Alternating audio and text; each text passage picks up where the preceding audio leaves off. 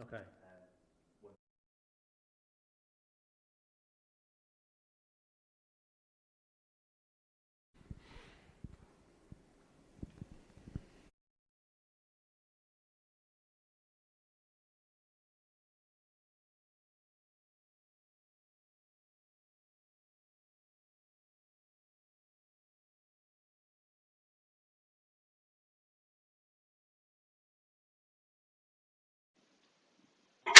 Jonathan.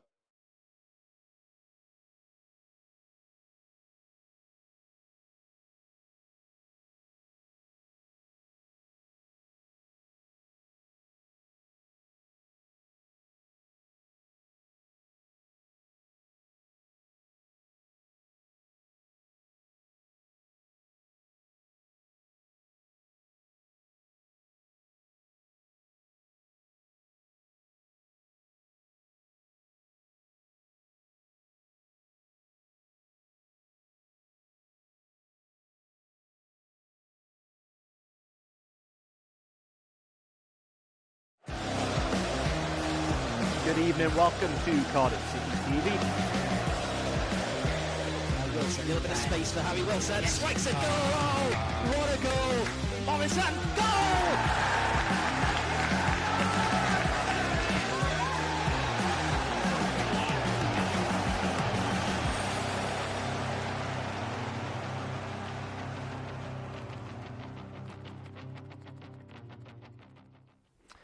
Well, Mick McCarthy and his Cardiff City players have certainly stopped the rot. Saturday's impressive seven-side derby win coming on the back of 2 draws in the new manager's first 3 games.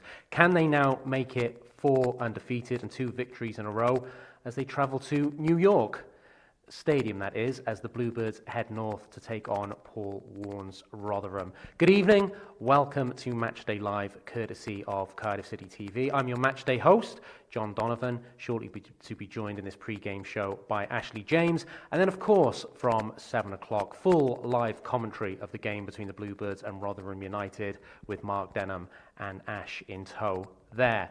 Well, if the Bluebirds are going to make it 4 unbeaten, they're going to have to do it against the form side of the division. No club in the Championship since the turn of the calendar year have picked up more points than Rotherham United. So it's going to be a very tricky Tuesday night affair for Mick McCarthy and his men. In order to take on the task at hand, Mick McCarthy has named an unchanged team aside from an enforced change in goal. Alex Smithies not yet recovering from illness, so Dylan Phillips will continue to deputise as he did so well after coming on as an early first half substitute. So the team in full for the Bluebirds tonight, it is Dylan Phillips in goal, a back 3 of Curtis Nelson, Aidan Flint and Sean Morrison. Joe Bennett will play from the left wing-back position, Perry NG from the right. That midfield pairing, workhorse pairing of Joe Rules and Will Vaulks. In front of them, the 2 number 10s, Shea Ojo and Harry Wilson, with Kiefer Moore up top. No Leandro Bacuna on the bench tonight. The bench is George Ratcliffe, Kieran Brown, Joel Bagan, Tom Sang, Marlon Pack, Junior Hoylett, Josh Murphy, Mark Harris and Mark Waters. Well, indeed, Rotherham are the form side in the Championship at the moment. They make 4 changes from the team that beat Preston on the weekend, freshening back up, and perhaps most importantly for them and most worryingly for Cardiff City, Matt Crooks and talisman Mike Smith are back in the fold. Watch out for them this evening. Also, watch out for my colleague, Ashley James. He should be appearing alongside me any moment now as we discuss the weekend gone by and tonight's encounter. Ash, I can't see you at the moment, but hopefully you can hear me. Just wondering you about your... Oh, there you are, looking lovely as always. So, Ash, I just wanted to review Saturday's game and throw sort of 3 things at you, really. First of all, how impressive the fast start was. We've been caught cold so many times this season. The Bluebirds, even before Alex Smithies' illness and that enforced stoppage of play, were very quick off the mark. The fact then the tempo didn't drop after the Smithies injury, you referenced in commentary that maybe it might have taken minds elsewhere. It didn't. And then you and I have waxed lyrical about this shape. Talk to me about this, whatever you call it, the box, the two number 10s. It's certainly something that Cardiff seems to have stumbled upon or Mick McCarthy has implemented, and it's paying dividends at the moment. Yeah, good evening, John. I think in terms of the shape, we've suspected for a long while that this is a shape that suits the personnel at Mick McCarthy's disposal, at Cardiff City's disposal, and at the moment that looks to be the case. Look, if you've got underperforming wingers and you're lacking consistency in the wide areas, then logic dictates you try a formation that doesn't rely on wingers, and that's exactly what we've seen instead. We've got an abundance of attacking midfielders who like to play narrow and get involved in play in those areas and like to play off a central striker, and that's you saw on the weekend as well, and it produced a fine performance. You're right, the start was fantastic, really set a tempo, got about Bristol City immediately. It felt like a derby game from the opening kick-off, and Cardiff certainly attacked that notion a lot better than the hosts did. And, you know, the stats tell themselves when Cardiff are able to get the opening goal in games, we invariably win them. And the opposite is equally as true. When Cardiff concede sloppy opening goals in the opening games of Championship, in Championship games, and they give themselves an uphill battle in them, then we don't bring away points. So, you know, it was a really good, pleasing thing to see, and as was the performance as a whole, and it all speaks to the professionalism. I thought professionalism from the coaching staff at Cardiff looked a really well-prepared team on the weekend. They looked a team that had worked hard in training for a week on that shape and honing it, and as a result, they looked a very professional unit then on the field of play during the 90 minutes, and that speaks to the fact that when it could have been very easy to lose the attention and let that slip when Alex Smithies was forced off to an illness, because obviously there would have been concern from his teammates as to what had gone on. It was such a strange scenario that Cardiff didn't allow that to affect them, and they produced a very, very comfortable professional performance. When you do have a complete team performance like that, I'm reluctant to pick out individuals, but I will anyway. And one man who I thought was very good, you thought was very good, Will Vaulks. And I thought he was good, and you and I have discussed this at length.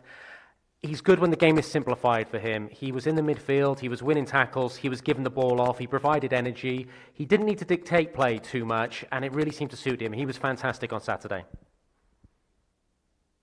Yeah, he was, and it goes against the logic of modern football, I think, in that I often think that because central midfielders in this day and age aren't used to playing in a two, because for years, very few clubs have played with two in the middle of the park. It's been free. That the central midfielders have lost the art of playing in a flat pair. Well, I think that's the opposite with Will Vaulks. I think whenever he's been asked to play, you think of the 4 games that Cardiff went on that good winning streak when we played 4-4-2. Largely, he produced some of his best form, and I thought he was magnificent alongside Joe Rolls at the weekend. And I think you've hit the nail on the head as to why. It's because, and I thought he was the same in his time with Neil Warnock, when he went out there with a sense of purpose and a role to fulfill, he invariably performed that very well. So he's asked. It cuts the field into a quadrant for him. He's asked to patrol a quadrant. He does that incredibly well. He protects the defenders behind him in that area. He gets forward on occasion, but he completely knows the role in which he's trying to operate with. And this goes for Joe Rolls as well, we weren't asking him then to do so much in possession, or we weren't relying on him to do so much in possession. In possession, the game largely bypassed the 2 central midfielders, because Cardiff were able to get the ball up quickly into Kiefer Moore or into the feet of the 2 number 10s, drop in slightly deeper instead. And just very quickly, Ash, because we've got to hear from the gaffer, and then I want to come back to you and talk about tonight's encounter. Perry NG was the other name I wanted to throw at you. Seems to have settled into his Cardiff City career. Maybe not a bombing on right wing back, but good on the ball. He's got a nice right foot, and someone maybe could perhaps play as a right centre half if needed. I think so. Look, he's got 155 appearances in the bank, at League One and League Two level, predominantly League Two. So you know he's got something about him. He's not phased. He's certainly, taken the challenge of Championship football head on, as you would have expected. The other part of that is how he can settle in as a footballer, and he's been really, really good, isn't he? He looks like he's played Championship football and belongs at Championship football level. You're right. The wing back position I don't think is natural to he or Joe Bennett at the moment, and I think in an idealistic world where Cardiff is seeing plenty of the ball in games and playing this formation, then I think from what we've seen of Bennett playing when he played as an emergency centre half this year, and in G on the right, I think they both come into consideration for the two wide centre half berths instead. But we don't have the other options then outside them at wing backs at the moment, so both of them are really doing a good job. They're not going to go marauding with the ball themselves, but what they can do is keep working, keep making those overlapping runs, and keep moving defenders away from Ojo and Wilson in that area to create a little bit of space for them. Well, my thanks to Ash for the moment. We'll be back with you very shortly. Of course, it was the eve of Mick McCarthy's 62nd birthday on Saturday, that seven-side derby win. No better way to celebrate, I'm sure. After the game, Mick McCarthy gave his views, and he was a very happy man indeed. It's a nice way to get my first win since Barnsley at home for Ipswich nearly 3 years ago in the Championship. So, yes, of course, and it's one of the big games for us, isn't it? Which I fully understand. So, yeah, winning that is brilliant. We could all see the bottom of the league sniffing at those from behind, and I didn't like it, certainly. I prefer us to be sniffing at the behinds of the top six rather than the other way around. And 3 points today gives us a bit of a chance to start that because, at least we're unbeaten, but draws were just concertina in the league up. So it's a fabulous win, and it's great for the lads as well. What is it?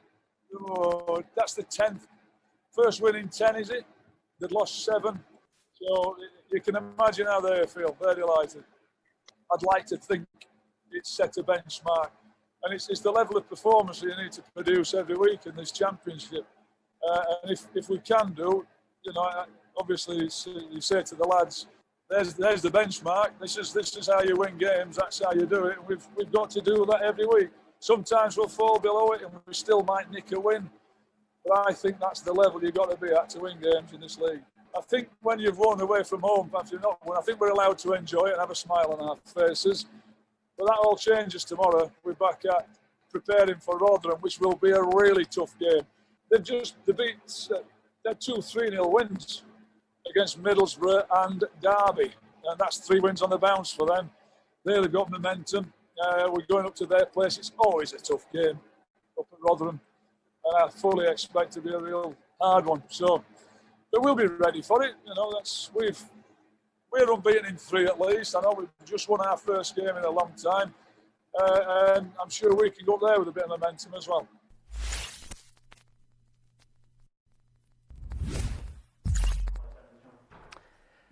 Mick McCarthy there reflecting on what truly was a complete 90-minute performance from Cardiff City in the seven-side derby at the weekend. I'm joined again by Ashley James to preview tonight's encounter against Rotherham. And Ash, any surprises for you? I suppose the old adage, you don't change a winning team. Of course, there is the enforced change with Alex Smithies out, Dylan Phillips in. But games in quick succession, did you expect fresh legs tonight? Or is it just a case of if it's not broke, don't fix it? I didn't expect fresh legs. I know it's a quick turnover, John, but we have just had that week rest before that. I think if any changes because of fatigue are going to kick in, we might see that reflected at the upcoming weekend fixture against Coventry. Not tonight. I didn't expect Mick McCarthy to change that winning team because it wasn't just a result. The performance was frankly pretty flawless from start to end. So let's talk about how pivotal this game is, because if Cardiff win, all of a sudden you are on a 4-game unbeaten streak. You're perhaps looking up the table. You're starting to bring clubs back. If Rotherham win, they close the gap on Cardiff to 2 points, and all of a sudden those below are looking up at Cardiff as a team that can be caught. So whichever way you dress it up, this is a hugely pivotal game tonight for both teams. Yeah, it is. Context. Cardiff have 2 games in the next 5 days or so against teams that they'd be expected to win on paper. We know Championship football's not played on paper, but two games against teams where 6 points would give you distance from them and from the relegation as a whole. And who knows how far it can carry you in conjunction with a bit of confidence then going up the table. We know Cardiff put a tremendous run of form together in the second half of last season to move up the table, and many thought we were too far back then. So who knows? You've mentioned it already. Mick McCarthy mentioned it there. You're playing arguably the most informed team in the division this evening, so it's not going to be easy, that's for sure. And a little quirk of fate, I suppose. This is a rearranged game. The one on January the 2nd was called off. That late snow making the pitch unplayable. You could argue it's a bad time to play Rotherham now because they are such an informed team. In the same regards, at the time, Cardiff City were going through a slump. Neil Harris obviously has now left the club. Mick McCarthy has come in. There seems to have been that new manager bounce. So I suppose, does the postponement, the rearrangement favour either team? I think it works in Cardiff's favour. I think you're right. I think obviously Rotherham are in tremendous form. They're a young team, hungry footballers. A lot really impressed me, not just in their time at Rotherham, but also impressed me in the lower leagues beforehand. And now they look like a team who are starting to find their feet at the Championship level. They don't have a great deal of experience at this level. They've been up and down as a club from League One and Championship in recent years, and a good young manager. And all around, they now look like they found their feet at this level. And it's been really impressive to watch. Importantly, they've started scoring goals. You've mentioned Michael Smith there. He's got 6 goals and 2 assists in his last 9 games. He's a player that's averaged at the lower leagues for Rotherham 9 goals a season in his last three years. He's got 7 already this campaign. And Matt Crooks has played a lot of his career. I was really impressed with him when he played at Northampton, but he played a lot of his career as a defensively minded central midfielder. He's been given this freer role as a number 10 in the way that we've used Ojo almost on the weekend, to operate behind a big striker and feed off him. And he's got 3 goals and 4 assists in his last 4 games. That's a remarkable turnaround in form. Last question. Cold enough for you tonight? Is the big coat on? Freezing. Absolutely freezing. It feels like winter. Ironically, it feels just as cold as it did when this pitch was absolutely blanketed in snow last time we were here. But it's a game I'm really looking forward to. Like I said, I've watched bits of Rotherham this season. I haven't seen a lot of full Rotherham games, I'll admit to that. I did watch the Everton game in the Cup back in January, and I was really impressed with what I saw. But because they've got a lot of players who I think have done really well in the lower leagues before Rotherham picked them up, I'm really excited to see what they can do. I think Heckway in the back line is somebody, really athletic centre-half, I think could play at a higher level. Ola Sunday, picked up from Manchester United under-23 squad, United States international. He's a really exciting prospect at right wing-back. He could really go some. And I really like the balance of the central midfield 3 as well. Daniel Barlaza was exceptional on loan at Accrington before. From Newcastle. He was exceptional on loan in the promotion season last year for Rotherham, and he was picked up at a snip for £250,000 this year, and I'm really surprised that more Championship clubs didn't look at him. And Lewis Wing, the man, I think I've always been impressed when I've seen him in limited minutes at Middlesbrough. I'm surprised Neil Warnock sent him out on loan. Ash, excellent insight as always. We are looking forward to this game. It should be an entertaining one. Two teams bang in form. Go and get warm for 10 minutes, and we'll be back with you shortly. Thank you. My thanks to Ash there, of course. He and Mark Denham will be your commentators from 7 o'clock tonight. Still a little bit of build-up to go. And next we're going to hear from a man who we've already talked about, who was exceptional on the weekend. He's also an interviewer's dream, always giving a good quote, always happy to talk to the press. And after the game on Saturday, Will Vaulks gave his thoughts on not just Saturday, but what Cardiff can perhaps achieve as the season goes on. I don't want to get too carried away, but I think from the minute the gaffer's come in the door, he's made it very clear what he expects of players, which as players, we're a bit like, can't really think of the word, but once we know what we're told to do, and that's it. If you do that, then I'm happy. We're happy as players. So since he's come in, he's expected you to basically be the best you can be be great at what you're good at, and he'll take everything else. You know, if you're not the best at dribbling, if you're not the best at winning headers, he'll accept that, but you better be good at what you're good at. And I think the minimum he expects is work rate, winning your fights, winning your battles. And I think the stats are going to show today, I think we won majority of aerial duels, tackles, running battles. And myself as a player, that's what I thrive off, so I've enjoyed it. I think happy players make better players, and he's put his arm around players that needed it. You know, he's not afraid to say what he thinks, but also he'll encourage you and say, listen, you've been brilliant, but you could do better at this. Or so his man management skills, I'd say, so far is what's lifted us. And then I thought against Barnsley, obviously when Moz was coming on, with 2-1 or 2-0 down, and the change of shape, actually, you know, you think, oh, putting a centre half on, what's going on here almost. I was thinking it a bit on the pitch, and the change of shape led us to go and win that game. So obviously, you know, he knows what he's doing. We haven't set any targets, we haven't done anything like that. But our aim at the moment is to build on wins, and we've built on the 2 draws. I felt like after Barnsley we got better against Millwall, and then I felt like after Millwall we were better today. So at the moment it's just to try and win games of football. I hate using all the cliches, but it's genuinely true. We can't really do anything other than that at the moment, and try and push up the league as much as we can and see where that takes us. In regards to after lockdown last time, to be honest, for me, since coronavirus has hit, it's all a bit of a blur with what season we're at and what stage of, you know, coming back and kicking on.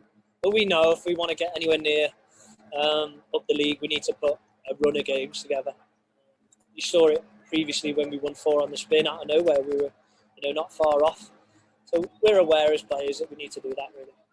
I love Rotherham as a club. I had some amazing times there, and I'm glad to see them winning a couple of games, but I want to beat them on Tuesday, that's for sure. So I'm really looking forward to going up there. It was so frustrating last time getting all the way there, and then the game was called off, so hopefully that doesn't happen. But I know one thing, we'll be in for a fight against them. They will run all day. They will fight all day. They will give everything to win, and we have to match that and then let our quality show. But that is going to be a tough game, and I know probably better than most how hard it'll be, because it's not an easy place to go.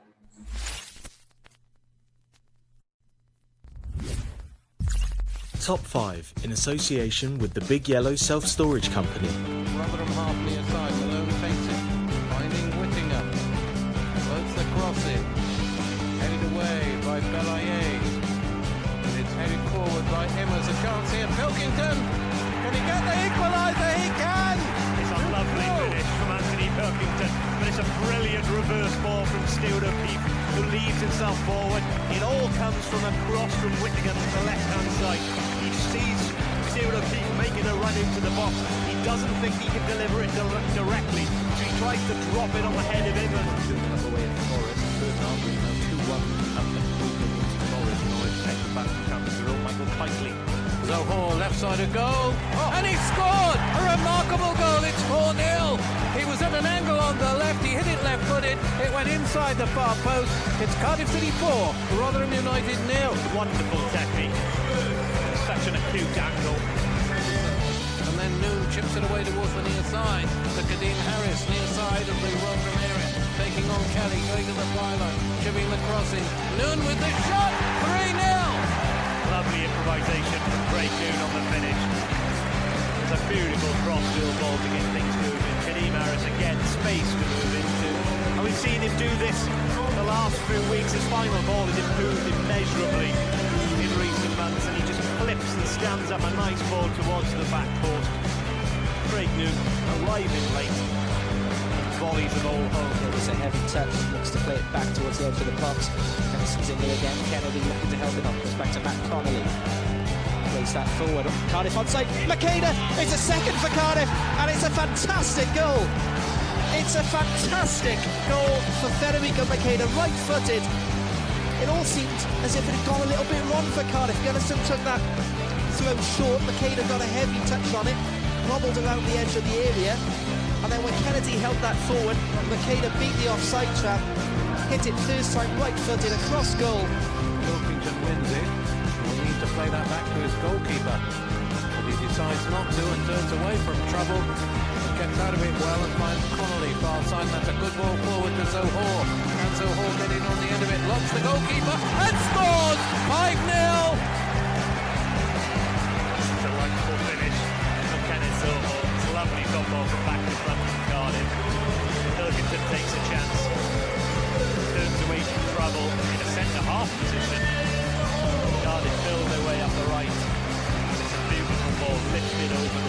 into the stride of Dennis O'Hall, just opens up his body and hits the ball hard. To purchase a pass for live matchday coverage on Cardiff City TV, visit the official Cardiff City FC website. Once logged into your Bluebirds Club account, navigate to Club TV and select Buy Packages. Select the pass you wish to purchase and click Buy Now. Next, fill in your payment details and click Submit Payment. Once your purchase has been successful, you will see this message. You can also check your purchase by clicking the Manage Your Subscriptions button. You now have instant access to live matchday coverage. Visit Club TV and select Live. Moore's free in the box, 1-0! Live streams begin 1 hour before kickoff, and recommended desktop browsers are Mozilla Firefox and Google Chrome. You can also watch or listen on the go via the official Cardiff City app. For technical support, email cardifftvsupport@streamamg.com. Well, that's about it for the pre-game show. Just some housekeeping to catch up on. Let me see if I remember all this. First of all, apologies if you are experiencing any audio problems at home. We've had some interference. We're doing our best to sort those out, and they should be resolved pretty quickly. Also, don't forget, this month is all about supporting Soul Bamba with your soul patch. That's why I'm sporting this ridiculous little number on my face. Get those pictures in to the club account. Don't forget now, if you need to change to your matchday pass in order to watch the game, if you're currently watching on YouTube. And indeed, if you've bought a UK match pass, you'll be entered into a draw where you can win a prize. Not sure what it is this evening. I think a date with Ashley James. I'll confirm that at half-time. But that's it from me. My thanks to Ash for joining me in the pre-game show. After the credits, we'll be throwing it to Mark and Ash for live commentary of the game between Cardiff City and Rotherham United. Good evening, welcome to Cardiff City TV. Wilson, a little bit of space for Harry Wilson, strikes a goal, oh, what a goal, Morrison, goal!